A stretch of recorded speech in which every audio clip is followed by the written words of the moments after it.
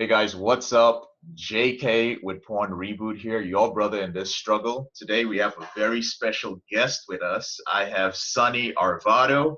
He's an author. He's the founder of Strength by Sonny.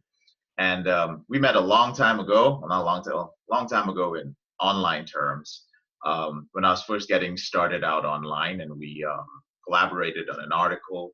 But he's the author of the book of Tyrants and Tellers, and Tyrants and Tellers, and we're here to talk about his new groundbreaking book on social media and the influence of social media, INSTAGODS. So, Sonny, just tell us a little bit about yourself, man. Hey, what's up? Yeah, thanks for having me on. Yeah, like you said, as far as how I kind of found myself here, I'm originally from Long Island, New York. Eventually, went to school down in North Carolina, went to college and grad school down there. And then like everybody else who's around 22, 23, you're searching for answers, trying to figure out the next step. And, I thought I had some good advice on certain things, especially, fitness, girls, social skills, things like that. And then eventually around, it was beginning of 2014, I started my website, strengthbysonny.com. Been doing that on and off for about 5 years now. And, like Jay, like you said, we linked up on an article pretty early on in my blogging career, which was, a lot of fun. We've kept in touch, and we're here now. Awesome.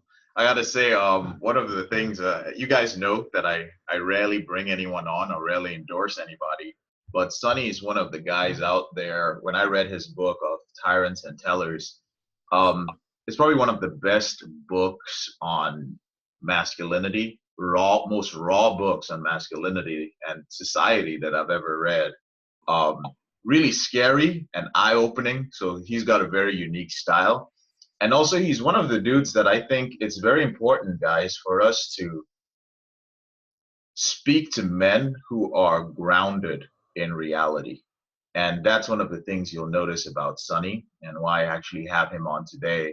And you're gonna learn more about him as we dive deep into his book, INSTAGODS. I won't talk too much. I'll let Sonny do the talking. Sonny, give us a brief overview of your book, INSTAGODS. By the way, he was kind enough to give me an advanced copy. I read it, like literally I spent 2 hours and I took so many notes. I really did. I actually printed it out. I'm not kidding. So I love the book. Tell us a little bit about INSTAGODS, man, and what inspired you to write this book.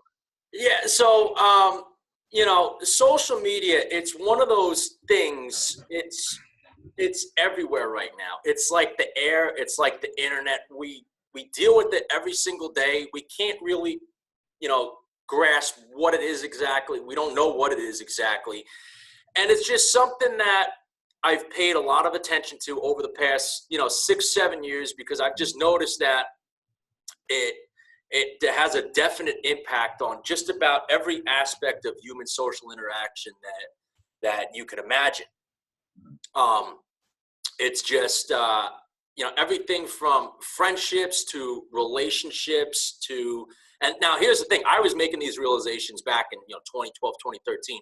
Yeah. Now, as we're here now, like halfway through 2019, I mean, the game, it's just changed just how much it really has developed into its own world that's competing, so one of the major premises of the book is that we live in a time where there's these two worlds competing for our consciousness, real life interaction with people, and then the world of social media.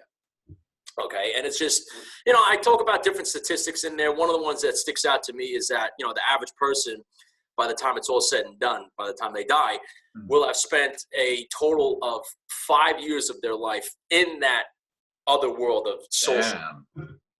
And it's just one of those things that, over the years, I've just noticed that it has an impact on everything. Everything, a perfect example of this is that, say, you and a friend get into a conflict or a fight over something. What happens? In the old days, what would happen, you might curse each other out and, cut each other off, maybe even block each other on block each other's phone numbers. But now we have this other factor, social media, that gets thrown into that. Well, what happens? like programming, what happens is it usually gets taken out first thing or expressed, first on social media. Mm-hmm. Johnny blocks Joey, and they block each other. They scrub their social media profiles of all evidence of the friendship, take off all the pictures, things like that. And this is especially the case with relationships, especially with Instagram, which is what the book focuses heavily on, Instagram specifically. Yeah, we're going to get into that thing with relationships. And for those of you listening, those of you watching, if you are aware of my system, you already know how I feel about men who struggle with compulsive sexual behaviors.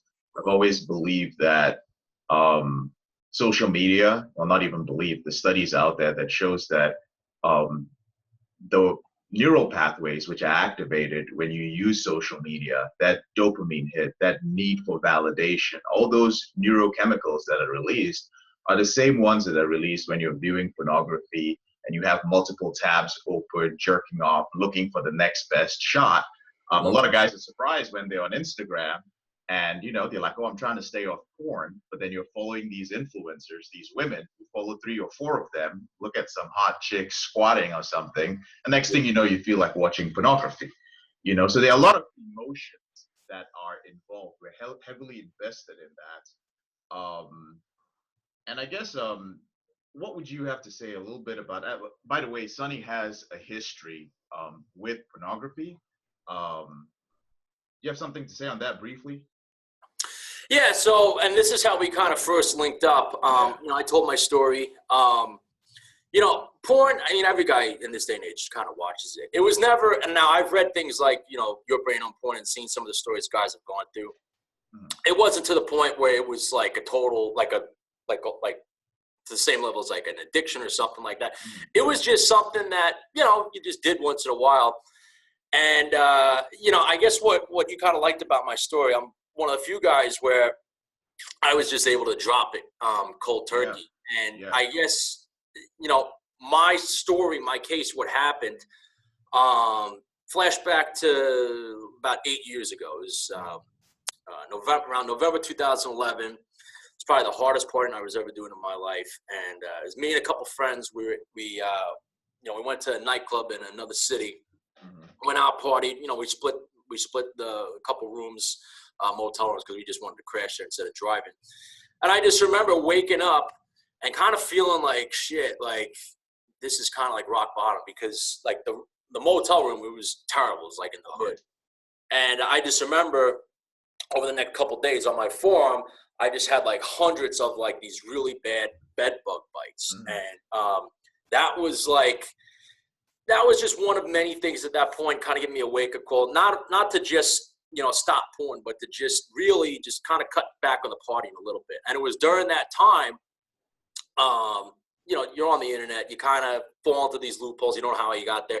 Somehow, some way, I stumbled upon, I think a friend actually showed me, yourbrainonporn.com. And I thought it was interesting because I was just reading different people's stories and kind of like looking at the science behind it, just like, shit, like this shit's really bad for you. And it's one of those things that everybody's doing. Mm-hmm. And then,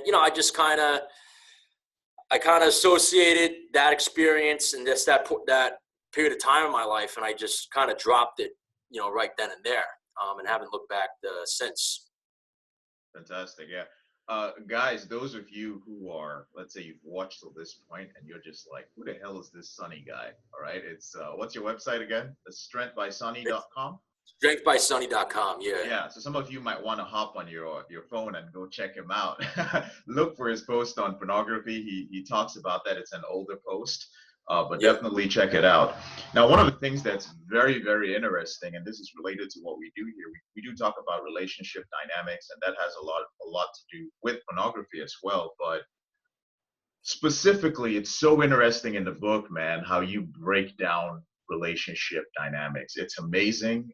Sonny already has some of the best stuff. I browsed through your website before this call, and I was like, man, dude, you go deep into male-female dynamics in a very real way.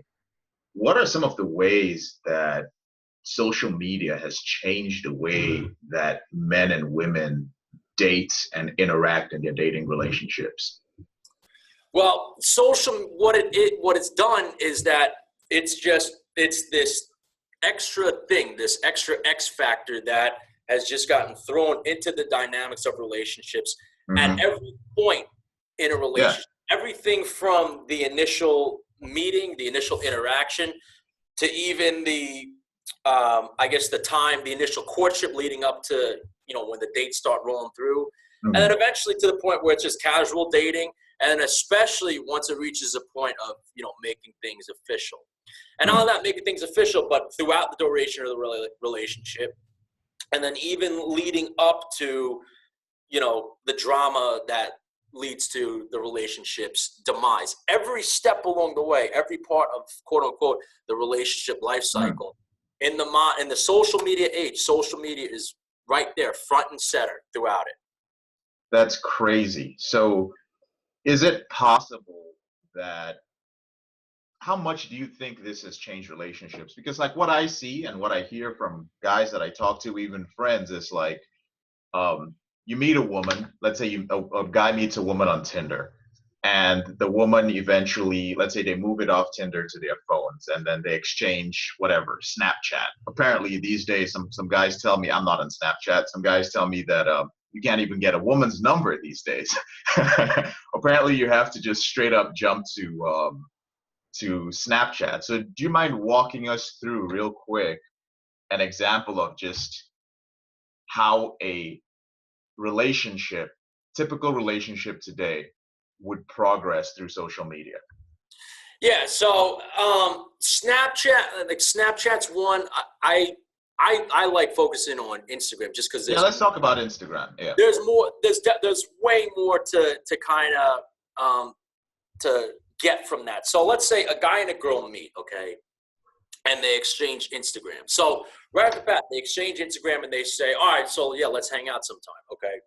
So right then and there, once those Instagrams are exchanged, it's kind of off to the races now, because now the guy is going to look throughout that girl's entire posting history, aka INSTAGOD term, intel gather. And in turn, the girl is going to do the same thing. And what they're doing, so what right off the bat, what's kind of happened there is that Instagram, social media, especially Instagram, it's taken one of the most important things out of romance, which is that aura of mystery. There's a romantic element to not knowing every single detail about someone. All you know is just that, if it's, the first date, all you know is that, hey, the girl's sitting across from me.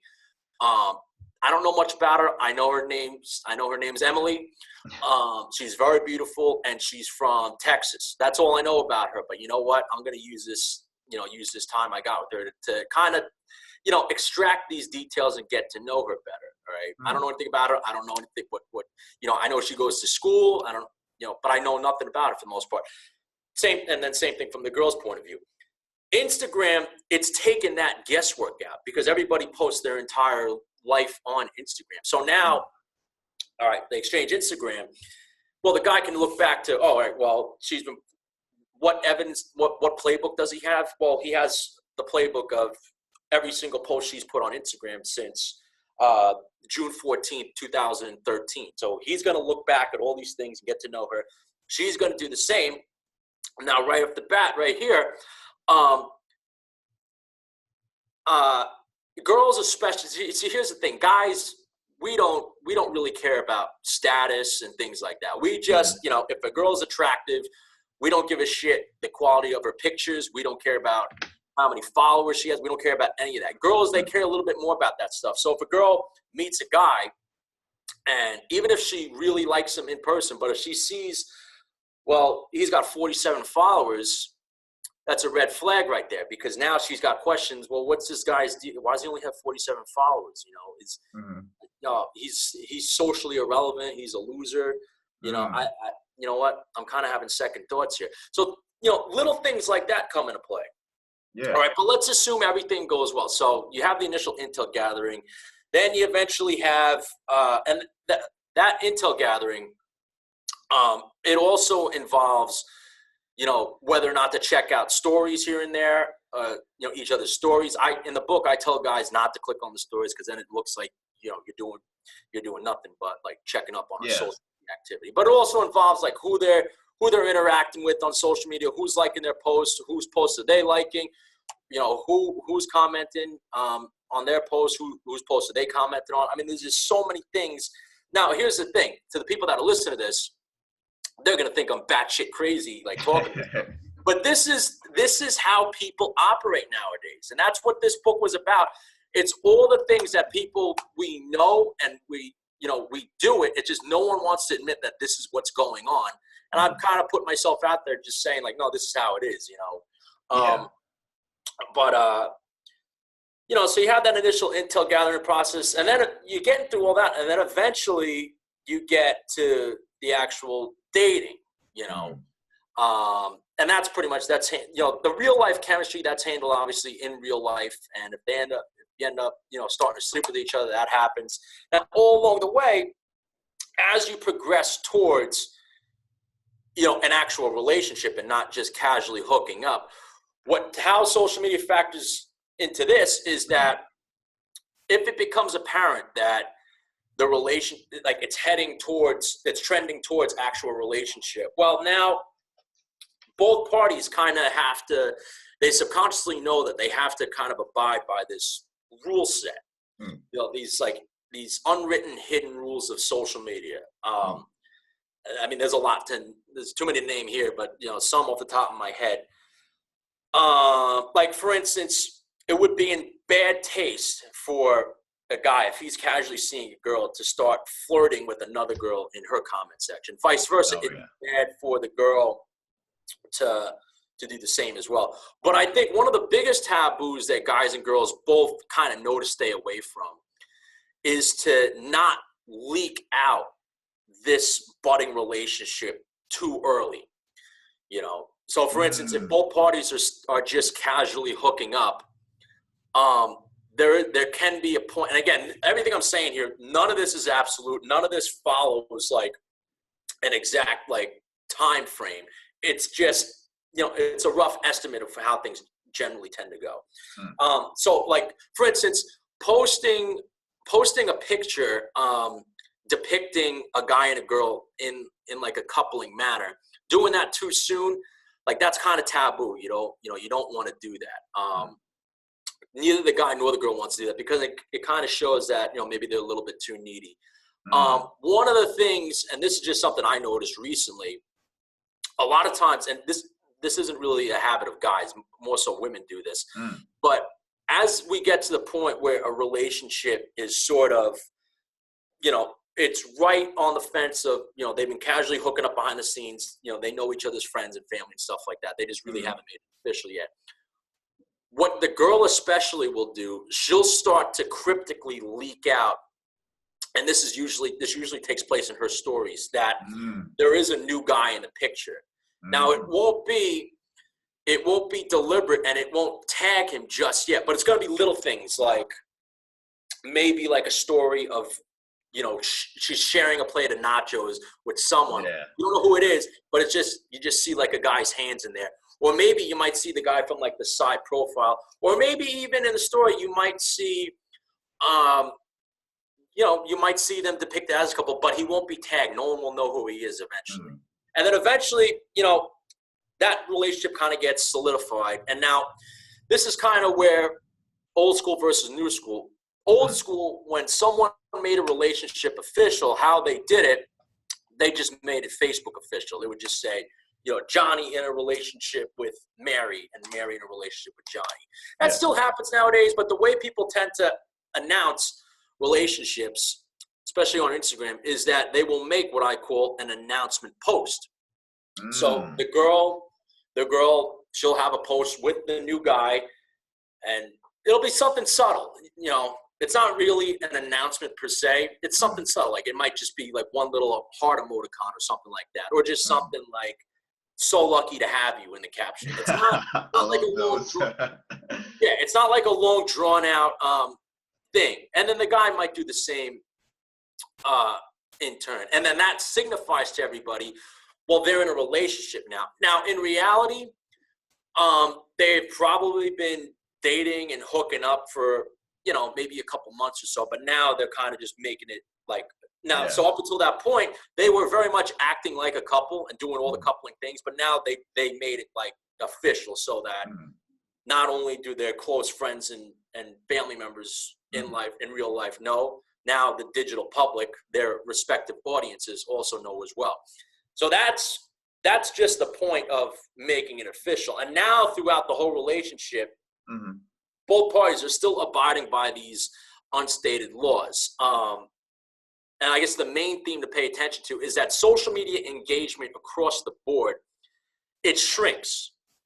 Okay. Now, what I mean by that is, for instance, like the guy and the girl know that their days of following members of the opposite sex, they're pretty much done now, because that could be interpreted as digital cheating. So the guy, like, he can't like follow like a bunch of hot girls now, because it will qualify as digital cheating. And the same thing, the girl, she can't follow like dudes now that she deems attractive, because it'd be deemed as digital cheating. So like little rules like that, as well as how they engage with other people that might comment on their posts, that's taken into consideration. And this is especially the case when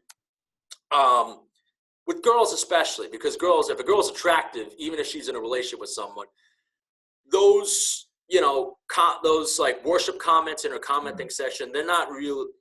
They're not gonna just disappear. True. They're still gonna happen. And this is where drama starts, because if the guy's like insecure, or he wants to another term, digitally public mate guard his girlfriend, he'll hop in the comment section and instigate comment wars. No, she's mine. She's all mine. All right, fuck off, man, and things like that. And then if the relationship's smooth sailing, it's smooth sailing. It just continues on like that. That's not the case a lot of the times, because drama, it's inevitable in relationships. The only difference now, social media, it's kind of like, if you pay attention, it's very common for drama to originate on social media and get carried out there.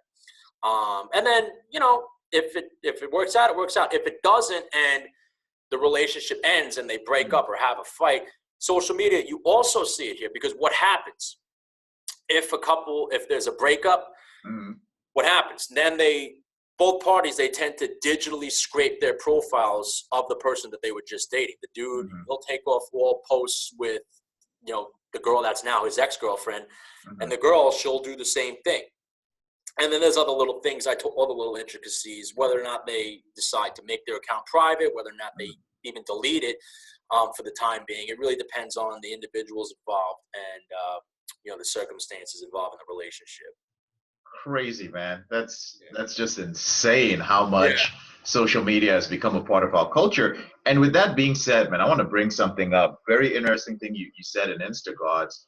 You mentioned that, I don't remember the exact study, but that cultures don't evolve to a certain extent traditionally, or rather historically, over a short period of time. And that this is one of the first times ever that culture has changed so drastically it's been actually less than a decade. So we have things like people now, there's a whole protocol to announcing your relationships. There are all these dynamics. He talks about deeper stuff in the books, guy, jealousy plot lines and selfies. And each of these things is broken down in detail. But what are your thoughts on how much our society and culture and dynamics and dating and male and female dynamics in particular have changed, particularly the timeline? Yeah, so as I said in the book, because and this dates back to, I started studying culture and cultural trends probably end of 2015, beginning of 2016. So there's certain patterns, and and actually I wrote a post on this. Culture, any type of change you see in a culture amongst a massive population, it's not supposed to change fast. especially when that change is instituted by, the powers that be, whether it be, things like, anything related to feminism, women in the workplace, kind of how they're promoting like gay culture now. Mm-hmm. These are things that they were implanted into society long before today. We're talking about, early 20th century, mid 20th century, baby boomer generation, post World War II, things like that. But the culture was a certain way at that time. And if these ideas, which are radical when you really think about it, if these ideas were just thrown onto the public right away, it would have been a problem, because the people would have been like, wait, what the hell?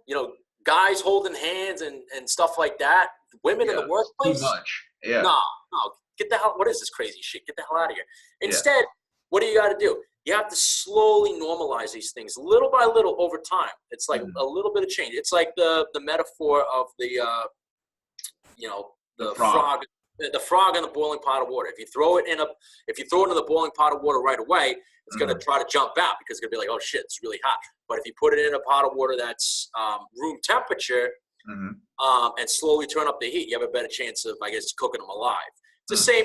Culture works the same way, which is why any type of like radical like ideology or radical change, it's not something that takes place, is normalized over just a few years. It's something, it takes decades, many decades to ease into the general public. Yeah. What kind of piqued my curiosity about social media is that all these trends and things that I talk about in the book, and I mean, I just talked about how much relationships have changed just because of social media. It didn't take decades this time around. It didn't even take one decade. These are things that really started to take shape. I'd say around 2012, because this is, that's when Instagram really first started taking off. And now we're here in 2019. So in 7 years, we find ourselves here, and the world, it is a much different, 2019 is a much different place than 2012 was. Much different. This is true.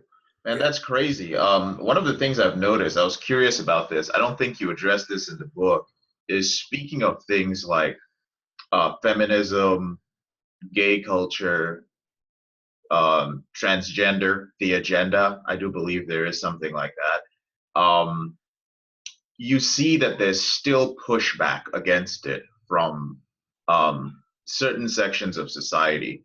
And I was wondering what your opinion on this was, that, some of these movements out there see the impact of social media. Obviously, they are having a big impact thanks to social media. But I think that sometimes they move a little too fast, because they think they can move as fast as social media is changing our culture. But they don't realize that on the other end, people who oppose that, people who are more traditional, are also moving at their own pace on social media. So what are your thoughts on these different little worlds that are created? Like, obviously, you and I came into contact with each other because our worlds overlap in some way online. And we do share certain beliefs. You just know that immediately. So what are your thoughts on that, and how that's changing things, the opposing movements in society? Just briefly. Yeah, well, I guess a good example of this, believe it or not. So you mentioned like transgenderism. I could tell you right now, if you're paying attention to where things are going, the next movement, unfortunately, what's kind of being normalized is pedophilia. I've talked about this before. Yes. Yeah, they're kind of normalizing that. They started putting articles. I remember The Atlantic wrote a piece on that in like 2015, and you see little things here and there. But I think that's a good example, because it's always and people. There's always going to be pushback against that. But it's, there's always stories about that in the news, and yeah, people are outraged. But I think what a lot of people, they miss the point of what normalization is all about. Normalization of anything is, you move towards normalization, good or bad, the more people are talking about it. So as long as that's, it's out there and people are talking about it, yeah, there's going to be people that are rallying behind that. And yeah, absolutely, there's going to be people that are opposing it.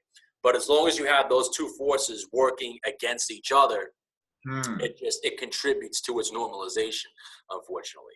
Yeah, I think that goes into you talked a little bit about propaganda. Is that related to it as well? Yeah, absolutely. Awesome. Moving on, there was a quote that I wrote out here in my notes, and it was, "We live in a faithless era with no heroes."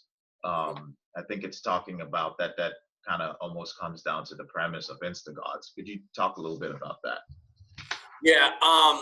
So I believe that was I want to say that was in the chapter called The Church of INSTAGODS. So yeah, we live in a time where it's a faithless time. There isn't, the people have kind of turned their backs on any type of higher power, whether it be God in whatever form people used to worship a higher power in. There really isn't. They're just, people don't have faith in a higher power. People don't have faith in themselves. We just live in a time of spiritual void. Now, here's the thing: even though there's that spiritual void, that void's still there, and it still needs to be filled up with something. So what do people do? They fill it up with something. And, where's the place that they're spending most of their time? On their phone, specifically on social media. That's where they're going to find it. So they're filling it up with, whoever they're looking at Instagram, whoever's Instagram profiles that they're looking at every single day, whoever they're following on YouTube, all the time, or whoever's YouTube videos they're watching all the time, and things like that. And it doesn't even necessarily have to be someone who's mega famous. It could just be whoever happens to be maybe on a little bit of a higher part on the totem pole within their local social circle or something like that. So yes, we do. We live in this time where there's there is a void of faith, and unfortunately, people are filling it with social media. And when that happens, and I guess this is the premise of that chapter, The Church of INSTAGODS. That void, you can kind of look at it in two ways. Number one, people are looking to fill that void with whoever they can tune into on Instagram or YouTube or whatever other platform they're tuning into. On the other side of that, because of the dream that social media promises people that, hey, you don't need to be LeBron James or Conor McGregor or Katy Perry to have people tune into your life story. Because that's what who we are as people. There's a lot of ways you can answer that, but every person wants their life story to kind of mean something, to be relevant, to have people tuning into it. Okay. Well, you don't have to be, someone famous on TV or in the movies or anything like that. Using this, from the power of this thing that you carry around in your pocket, you too can be relevant. And all you have to do is, you could do it all from your phone on social media. So as a result of that, the second part of that is that people, they're also flocking to social media in an attempt to become that someone or something that many people tune into. That's so crazy, man. Just as you were talking, I was just like, man, it is crazy how the device has become almost our idol. You would think that in ancient times, people would try to tap into some sort of unknown up there, or some sort of group, or some sort of spirituality. And now we pick this up, and this is where we spend most of our lives in here. That's insane. Well, it's funny, let's see here. And I'm not religious by any means. I'm not a Bible thumper or anything like that. But it's funny, they talk about in the Bible the mark of the beast. What's this thing that everybody has on their phone? An apple. That's crazy. Adam and Eve, they ate from the tree. Holy shit, yeah. So it's not, the Bible, it might not be as crazy as people think. Yeah. No, that's I never thought of it that way. Yeah, in the Bible it talks about the mark of the beast. Where does the mark of the beast start? They said it's going to start at the hand. What do we have in our hand all day long? We have these phones with this apple for a logo. That's so crazy, man. No, that's something to think about. And then when it comes to moving on from that, and the impact all these individuals have on our lives, and people looking up to them, and as their god, so to speak, we also have our social lives heavily based on this, particularly dating. And there are a lot of guys. I tell them one of the impact that technology has on us today is that it limits our choices. A lot of men get on an app like Tinder, and they believe that if they run out of matches in those areas, or the women there are overweight, or nobody matches with them, that is what their world is like. They're like, well, because nothing's happening on Tinder for me, that is an accurate representation of how my life is. In the real world, when it isn't. The same thing happens on Instagram, right? Yeah. Well, I tell guys, to just, I think it's better if guys just got off Tinder altogether. I agree. I got off of Tinder, and I used it like once in a while. I totally got rid of it. I want to say, like May of 2018, and then I went through a string where, it was like the best time in my dating life ever. And I felt free. I'm not on the phone, just meeting like girls, like stunningly beautiful girls. I would never be on Tinder in the first place in real life. And, the best thing I ever did was getting rid of Tinder. Crazy. And for the guys watching, a lot of the guys watching this and those who follow me are struggling with pornography, are trying to kind of improve their relationships. We're gonna come back to Instagram in a moment, but for a lot of guys, when they hear stuff like, man, this guy went off Tinder and he met women in real life, on a very basic level, and I tell this to guys, they always hear it from me. I would like them to hear this from somebody else. And we didn't talk about this prior to this interview. We actually just got on the phone like 40 minutes ago on this interview, but I tell guys that you go out there, you meet women, you approach them directly or indirectly, doesn't really matter, and you have a normal conversation with them while looking as good as you possibly can. And that's pretty much all you need to do if you're getting started. And they go like, well, I don't even see that being a possibility. Can you tell guys what you do? Just, I know you're in a relationship now, but back when you were single, which wasn't too long ago, how did you meet women when you got off Tinder? Just for the guys watching and listening. You have to have the mindset, any place, any time. So what I mean by that, so a lot of guys, they kind of get suckered into this. They kind of close their world off because they think, well, if I'm going to do it in real life, I got a couple options. I need to always go to the bars and the clubs, or do day game at a mall or something like that. You don't necessarily have to do that. I think the first step is, you need to live a life where the majority of your time is spent outside of your house. So you need to be out and about in public. And you need to have that mentality that, any place, any time. If you see an attractive chick, you gotta put yourself out there and make a move. Now, you don't have to approach it in a creepy way, but I like to call it, capitalize. You want to capitalize on situations, and you just make small talk. There's something as simple as, hey, how's it going? You got to put yourself out there.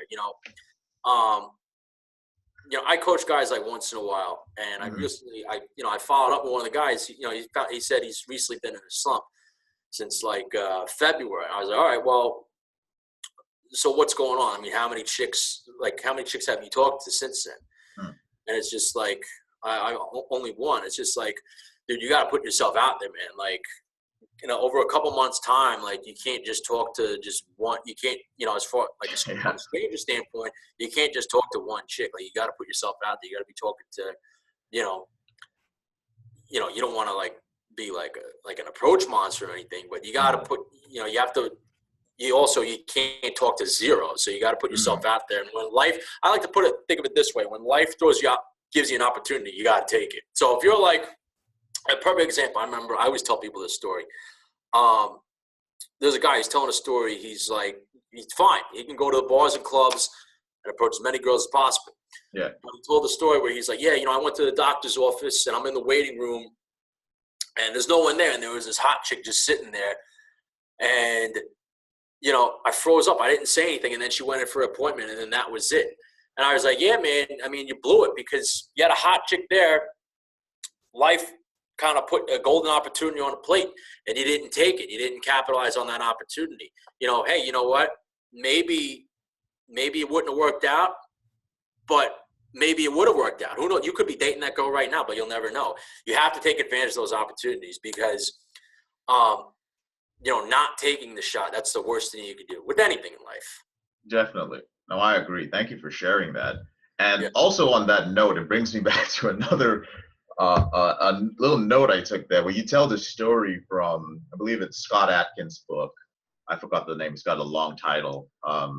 Scott Adams. Scott Adams. I'm sorry. Yeah. I said Scott Adkins is The martial creator, arts guy. creator Dilbert. Yeah. Dilbert, the Dilbert creator. He's got a fantastic book. I love it. Yeah. He looks at the world in a different way, but it's actually a recommended read for everybody. He talks about this story of I don't remember exactly how it goes, but something about a bachelorette and on the Bachelorette, the show, a guy jokingly introduces himself as a broke loser, and he probably isn't. And later on, he tries to change this way that he presented himself initially, and it doesn't work.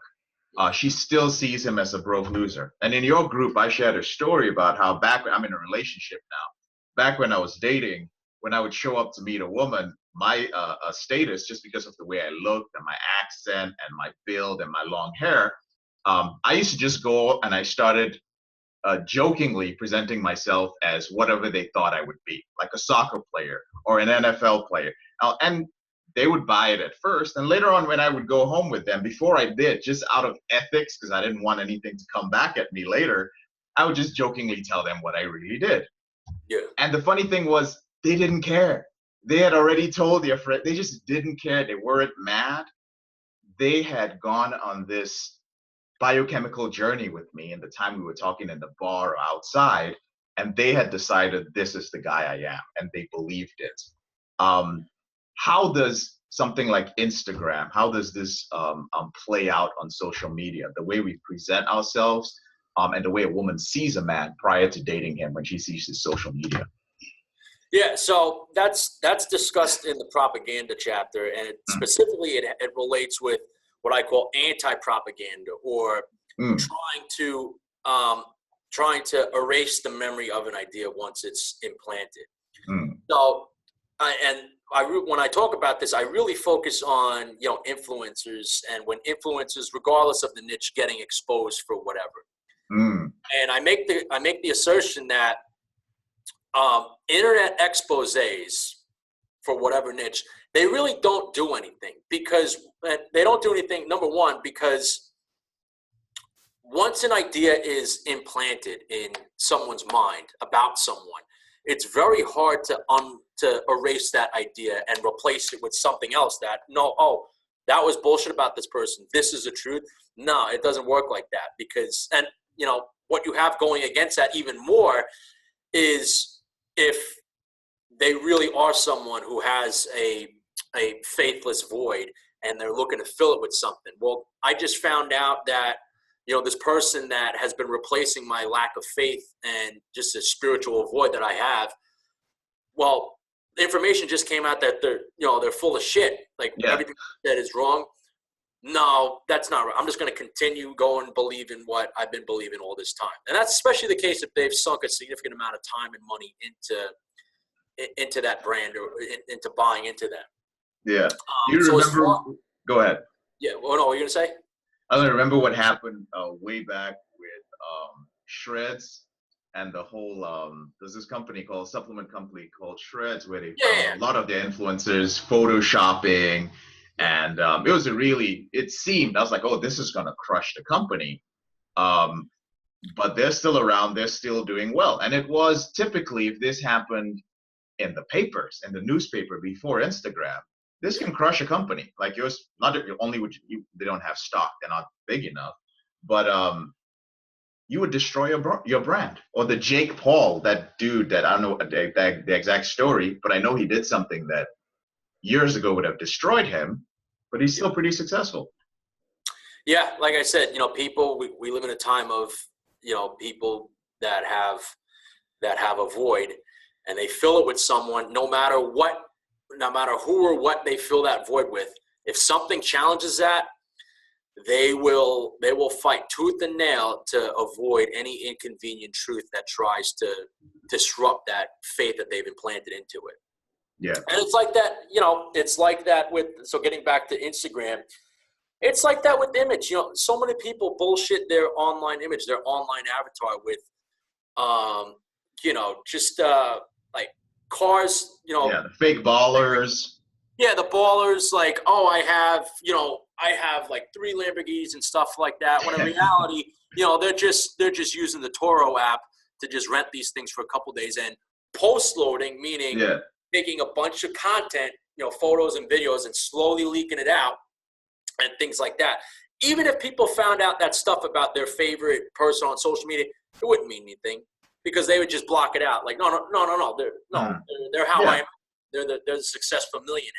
Yeah, and they do, and we do that. And now I'm starting to understand the concept of you framing it as a religion, because people typically do that with their religions. You point out some discrepancy in the Bible or whomever's holy book.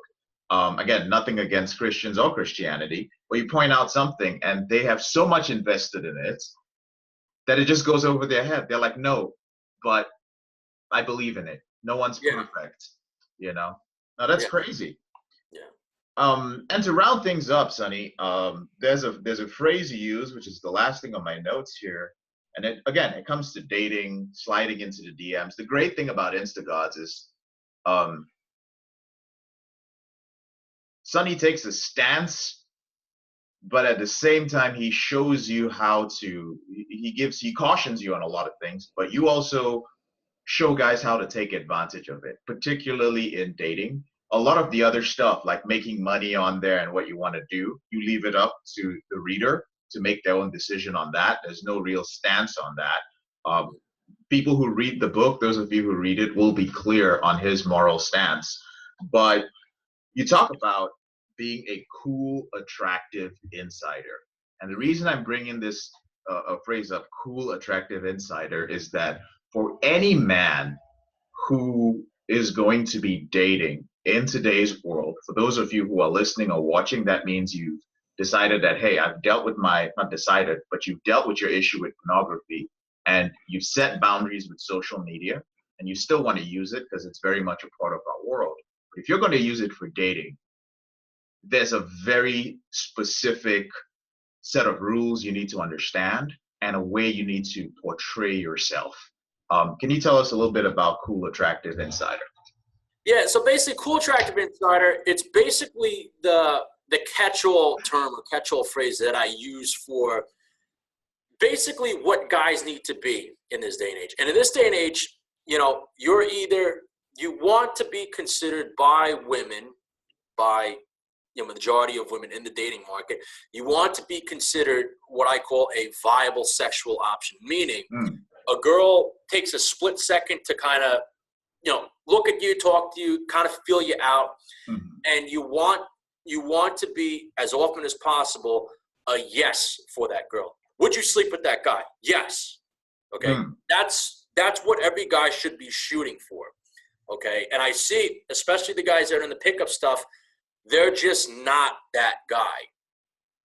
They're not. Like most guys like that gravitate towards like the pickup stuff, especially, they have glaring flaws in their image, glaring image inadequacies, and it leads to a whole slew of problems, not only with their actual results with women, but, and because of that, it reflects in their psyche and their confidence as well.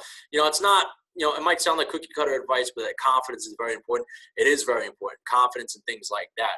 But it's very hard to be confident when deep down, you're not good enough. So my message to guys is that, no, you don't want to fake. You don't want to come up and look for every single, trick, tip, and hack to sort of fake it. No, my advice to guys is to become the real deal. It's kind of, I use the metaphor to kind of explain what's going on with guys that kind of gravitate towards this stuff. You're in like a sinking canoe, right? And that canoe is sinking because there's a hole in the bottom of it. what most guys are doing, they're in this sinking canoe. They're coming up with every single way to make sure that the canoe doesn't sink. So what are they doing? They're throwing stuff overboard, every little thing they can find to throw overboard. When in reality, they should be trying to find something to plug the hole so that water isn't, getting through the bottom.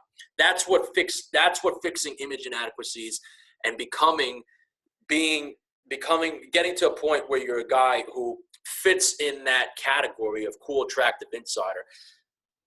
That's how that comes into being. Now, here's the thing. Is there an exact formula for that? No, there isn't. Because, there's guys, all different shapes and sizes, all different races and backgrounds, all different socioeconomic standings that can do that. The only advice you can really give is to, make sure you're looking your very best. Mm-hmm. Definitely. And I know that there are going to be guys who are watching this, listening to this, who are going to be like, well, how exactly do I become a cool, attractive insider? And I assume what you're saying is that this varies for each individual guy. And it sounds like it's also something that is relatively new in our culture that men kind of have to figure out. And as we come to a conclusion, you were telling me earlier that you do have a community that you've put together for men who really want to understand this part of their life better. They want to learn how to navigate this new world that we're living in, and they're totally clueless to it. Can you tell us a little bit about what you put together? Yes, exactly. So obviously I have the book INSTAGODS, and this is explained in detail. This is chapter 20. It's called the INSTAGODS group, and all the details are explained in there. Basically, I think a lot of guys are trying to look for what could I do to sort of just make life better. And I'm from the school of thought, and I think, I think society is on my side as well, in that the most important thing is your image in real life, your physical image, everything about you, from your physique to your fashion to the way you carry yourself, things like that. So real life image, and of course we live in the social media age, digital image as well. And this group, the INSTAGODS group, the point of it is to serve as a resource for guys to listen to the advice. I'm going to be dropping exclusive content in there, live streams, all kinds of things, where I'll be helping guys understand image in 2019 and beyond in the social media age, so that they can truly win. Because a lot of guys, they get caught in what I call like the self-improvement hamster wheel, where they kind of delude themselves into thinking, I'm really improving here. I'm making all kinds of progress. And it's just like, well, are you really? If you're, you can't run away from this shit. In real life, are you really making tangible improvement? That's what tangible improvement is. And for you sports guys, again, hardware gets things done. That's what this life's about. It's about hardware. When LeBron James first left the Cleveland Cavs in 2010, why did he sign with the Heat? Because Pat Riley sat, when he was meeting with LeBron, telling him, "Oh, what can we do for you?" He put his 7 championship rings down on the table, just like, this is what we're about here. Hardware gets it done.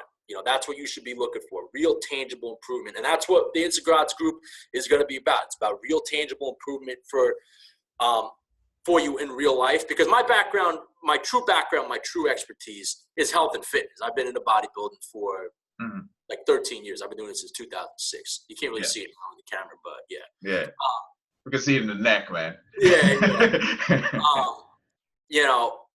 So I am a true believer in embracing the fit lifestyle and working out and eating healthy and taking care of yourself, and everything else flowing from there. Okay, so that's what my philosophy is. The importance of image. You want to take care of, and actually we didn't even talk about this, but I can mention it.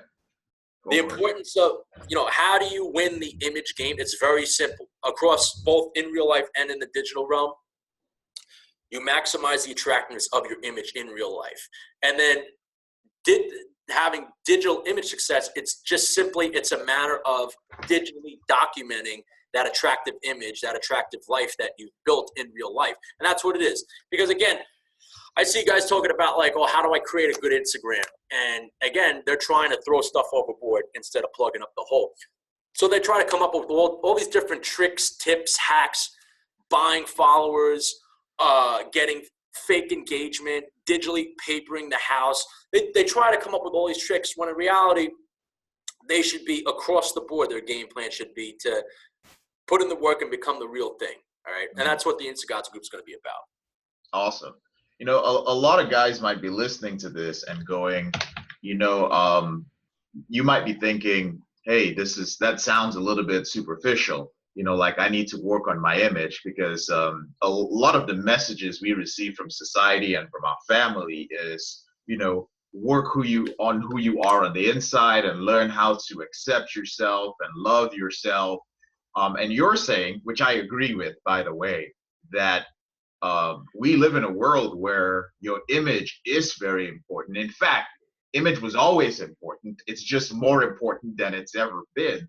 What do you have to say to those guys who are a little bit skeptical, who might be like, man, this Sonny guy is full of shit. Like, you know, like, do I need to really work on my image? I'm good as I'll just accept myself. What do you have to tell them about the reality of their dating life, their careers, and just their happiness as an accepted member of society today? Yeah.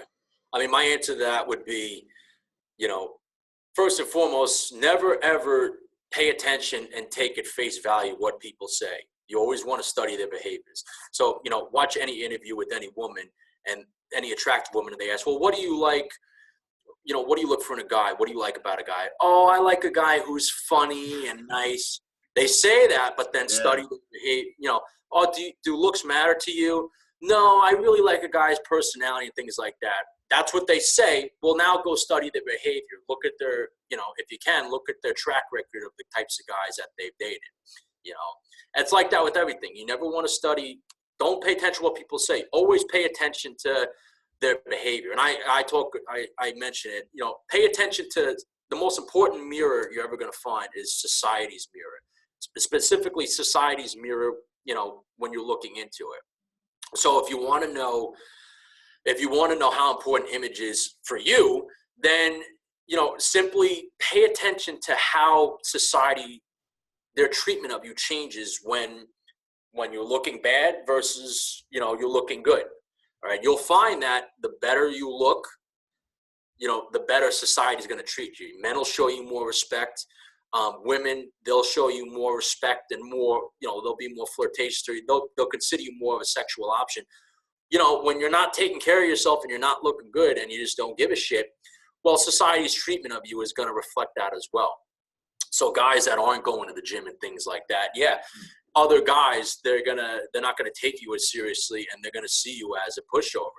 And on the flip side of that, women, you know, they're not gonna really see you as like a candidate to possibly date.